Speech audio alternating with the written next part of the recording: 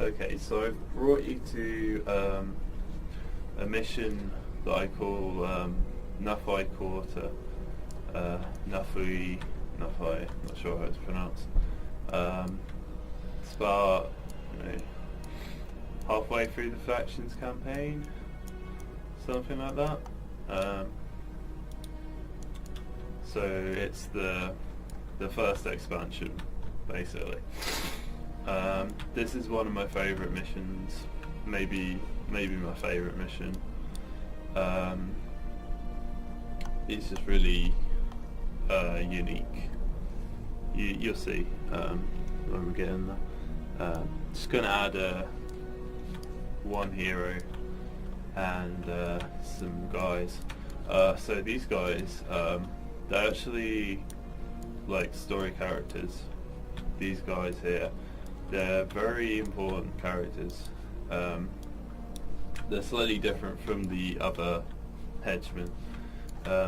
These guys actually, when you get the manual, the instruction manual for the original game, there's a story, a written story in there, which is all about these guys. And it kind of explains like what they do and like why they're famous, and it gives you like a good backdrop to the game, like background. So yeah, these guys are like really famous, really important characters. Like they're as important as you are in the grand scheme of things.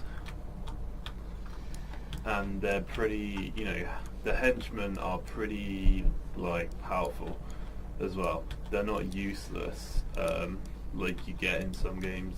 They are actually useful. Okay, so I'm just gonna add a few of these guys. Let's have him. Alright, that'll do. And I've changed my build now, so I've gone for a Mesmer build. So mostly using spells rather than assassin skills, because I want to show some different aspects of the game. So using Assassin's Promise, which is the thing I showed you earlier, that can recharge all of my skills in certain circumstances, so that's quite useful. Right.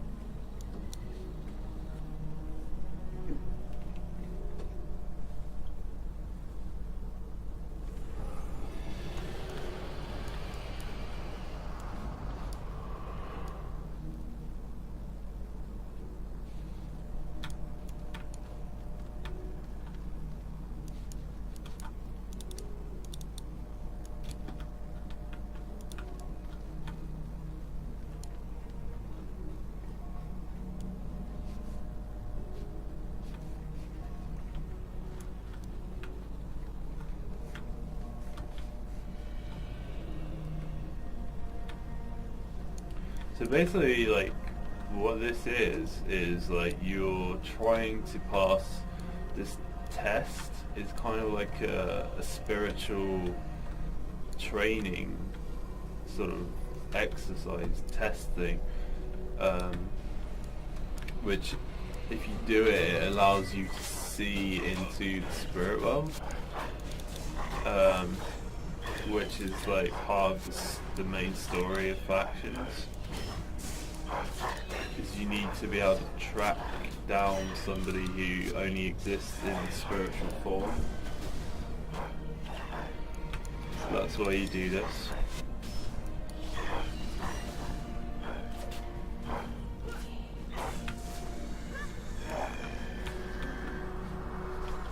This is a fairly like unique looking mission, kind of nighttime setting, kind of weird like star system stuff. Okay, alright, so I just set that there. Right, so we're gonna get him. This guy, I'm gonna cast this on him. what this does is every time he attacks, he's going to lose health, and it will take quite a lot of health off of him. So if there's a fast attacking enemy, this can really like kill them quite quickly, but it won't do a lot against spellcasters. So put it on this guy. Now these archers are probably going to hurt quite a bit, to be honest. Now this is a summon, so this is a special skill which summons an assassin to attack these guys. That was a bit of a waste.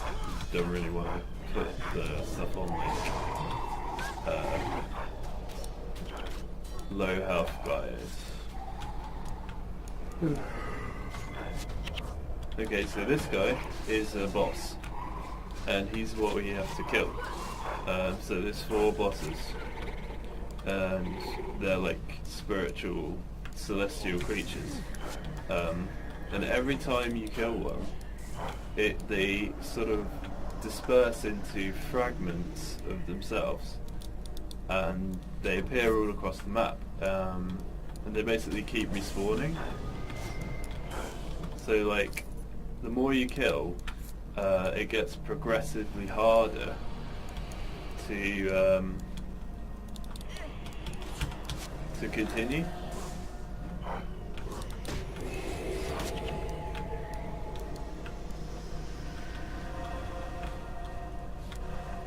I'm not sure if there's a time limit or what. For some reason, I remember it being quite difficult. Oh, there's time limits for if you want to get the bonus reward, like, so each mission has like different levels of completion, and you get achievements and stuff for doing bonuses, so it kind of like rates you how good you are. So people tend to want to get the bonus, which is like the time thing. I think that might be what it was. But yeah, this can be quite difficult. Like, kind of got to decide which path to take around this whole place. So that's the usually go this way. I think it's the best way, because the order. Right, so the order you kill the bosses in, it's gonna make a difference to what creatures you're dealing with.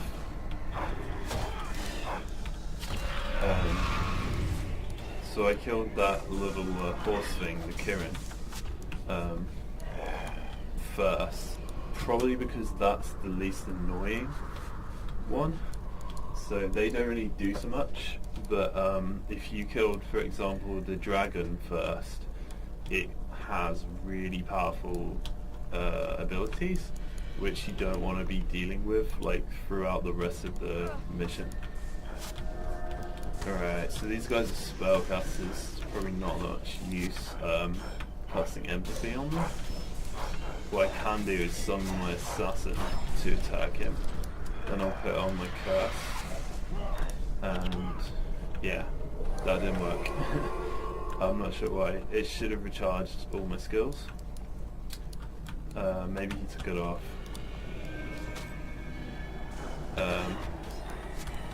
These hexes, you can remove them, as I mentioned earlier.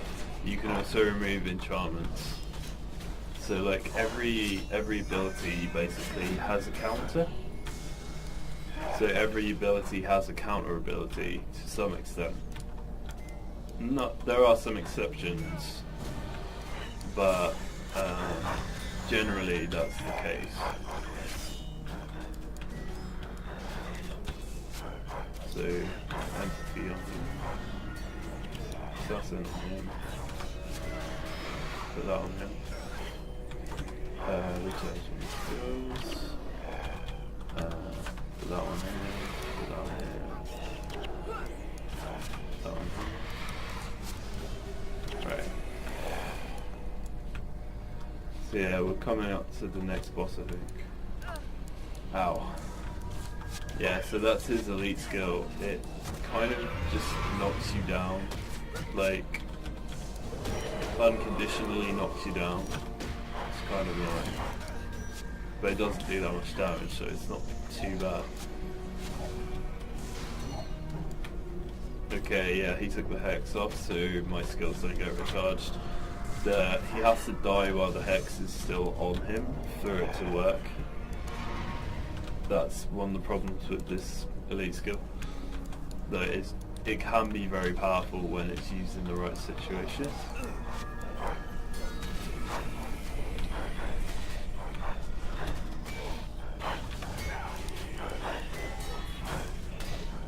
Right, so wait until his health goes below 50% and then activate this, which is like a killing move.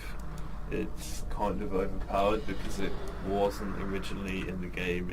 It was in the final expansion, some of these skills. That's why they're so overpowered.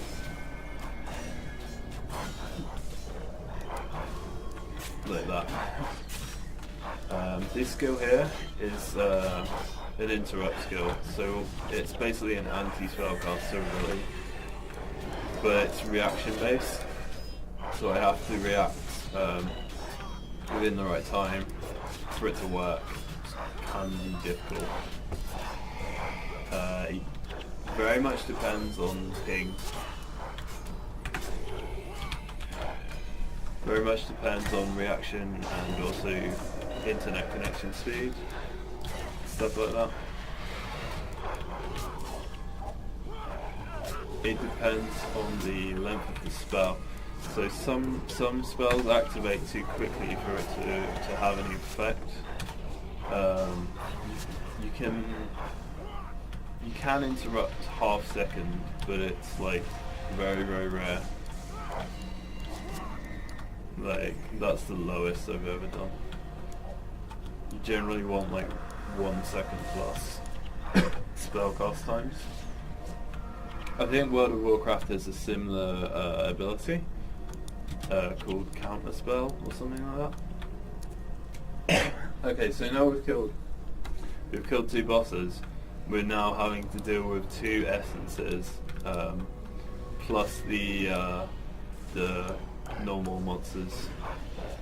So that's where it kind of gets a bit difficult. Yeah, my reactions are a bit slow. And also they have fairly fast casting spells as a ritualist.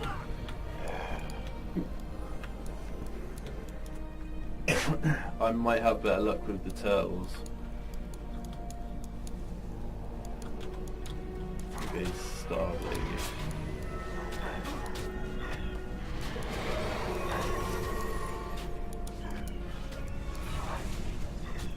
You might be wondering if you can use like spells as an assassin.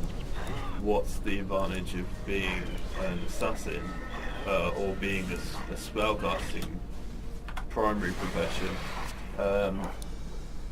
What it is although an assassin can use these abilities, he won't necessarily be as effective, or he won't always be as effective as an actual mesmer class using it, because a mesmer has something called fast casting.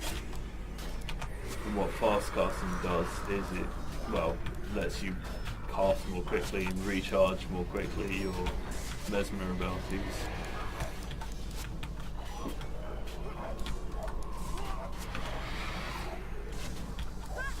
Wait until he does. And we got a chance.